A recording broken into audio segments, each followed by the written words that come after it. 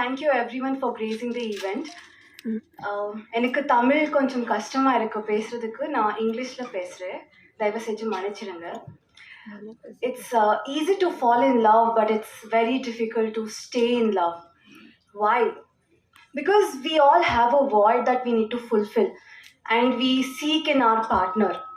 But I also play a character that seeks mother love in my partner, and it's a mistake we all do without even realizing it.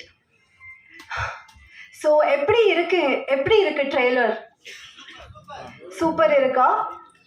So why should everyone watch this film? Especially couples should come and watch this film, and couples who are married for a long time and lost this spark.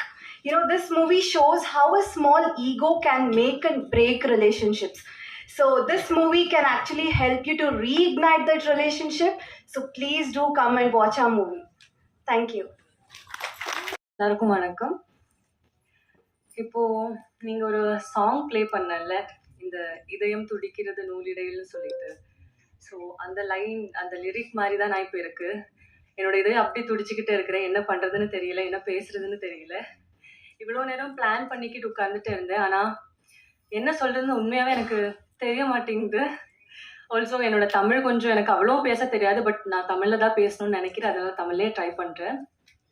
First of all, Gandhi Krishna sir என் மேலே இவ்வளோ ஒரு பெரிய நம்பிக்கை வச்சதுக்கு ரொம்ப ரொம்ப நன்றி.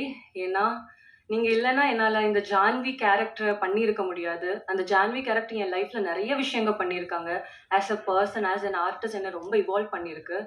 ஸோ இந்த படம் மட்டும் அப்படி அமையலைன்னா மேபி நான் இப்போவும் கேரளாவில் ஏதாவது ஒரு ப்ராஜெக்ட் பண்ணிக்கிட்டு லைஃப்பை ரொம்ப சிம்பிளாக பார்த்துக்கிட்டு போயிட்டு இருந்திருக்கலாம். ஆனால் இந்த படம் எனக்கு நிறைய சேஞ்சஸ் கொடுத்துருக்கு.